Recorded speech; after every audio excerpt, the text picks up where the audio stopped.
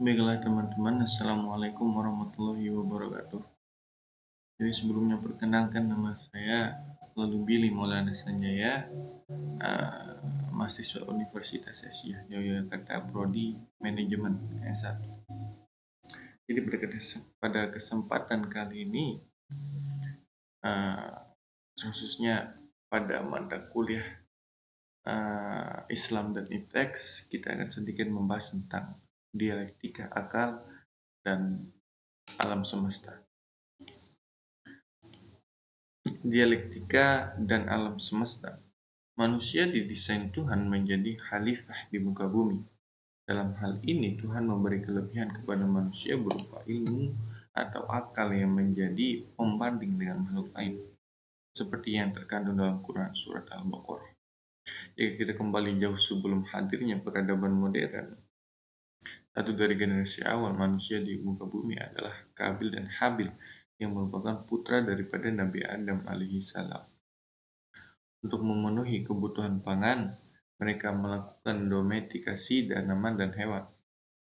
Kabil sebagai orang yang mengembangkan domestik tanaman, dan Habil mengembangkan domestik hewan.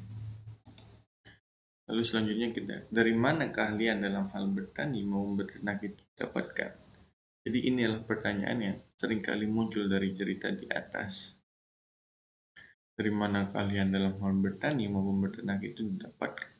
Sebagai manusia yang notabene generasi awal daripada peradaban di muka bumi. Penelitian yang dilakukan oleh pihak antropologis dan arkeologis di banyak wilayah di dunia menemukan adanya fosil prehuman, fosil yang berusia lebih muda tampak cerdas dengan volume otak yang lebih besar. Indikator dari hasil penelitian yang didapatkan oleh pihak antropologis dan arkeologis adalah bahwasannya lapisan historis purba mencerminkan perkembangan teknologi purba untuk beradaptasi dengan alam di sekitarnya. Dalam hal ini, yang menjadi faktor pendukung atas hasil yang didapatkan oleh peneliti adalah temuan arkeologis di sekitar fosil. Satu dari teknologi purba yang mereka inisiasi adalah domestikasi tanaman dan hewan. Generasi terakhir makhluk hominidae itu bahkan diindikasikan telah menemukan api dan menggunakannya untuk membuka lahan pertanian, seperti yang disampaikan oleh Firestick Farming. Monoteisme dan politeistik. Dalam antropologi klasik dikenal adanya monoteisme primitif, bahwa pada mulanya manusia hanya mengenal satu Tuhan. Seiring persebaran manusia menjadi beragam bangsa dan bahasa, Tuhan yang satu diaktualisasikan dengan sebutan yang berbeda-beda. Aktualisasi Tuhan dalam sebutan yang berbeda-beda akhirnya dipersepsikan dengan sosok yang berbeda-beda pula.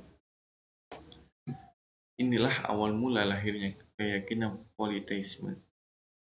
Ketika bangsa mengalami evolusi menjadi suku yang lebih kecil, konstruksi tentang Tuhan mengalami diferensiasi. Ada Tuhan yang besar dan ada pula Tuhan yang lebih kecil dengan beragam fungsi. Seiring berjalannya waktu, diferensiasi politeistik menjadi semakin liar ketika suku-suku mulai membangun kultus individu terhadap leluhur mereka. Mengapa hal ini terjadi? Salah satu penyebab utama adalah adanya penguasa yang despotik dan tiran. Peradaban besar telah dipermainkan oleh tirani despotik yang memalsukan diri sebagai Tuhan. Sementara itu, sebagai kelompok manusia yang tidak terserap dalam kekuasaan politik, mengembangkan konsep hubungan antara manusia dengan alam, mereka mengembangkan konsep keagamaan. Esensial daripada konsep ini memiliki perspektif alam dan paganisme terhadap agama. Kritisme dan lahirnya monoteisme. Nabi Ibrahim alaihissalam dalam kisahnya mendapati kaumnya terjebak dalam politeisme, di mana kaumnya membuat patung kemudian menyembahnya. Kritisme mendorong Ibrahim menghancurkan berhala dan mendorong Ibrahim mencari kebenaran sejati tentang eksistensial Tuhan melalui interaksi dengan alam semesta. Dalam kisah cerita Ibrahim didapatkan penjelasan bahwa ilmu pengetahuan didapatkan dari pengamatan terhadap alam semesta.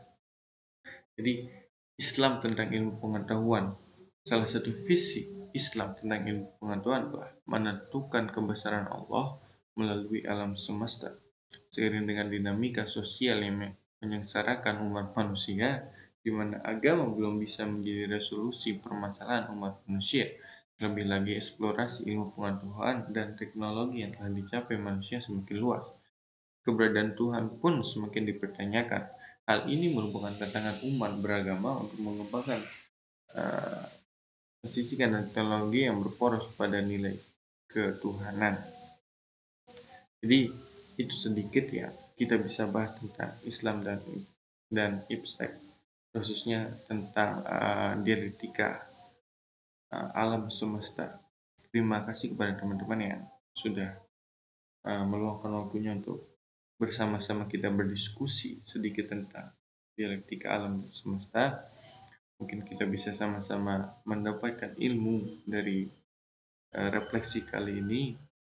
Sekian dari saya. Wassalamualaikum warahmatullahi wabarakatuh.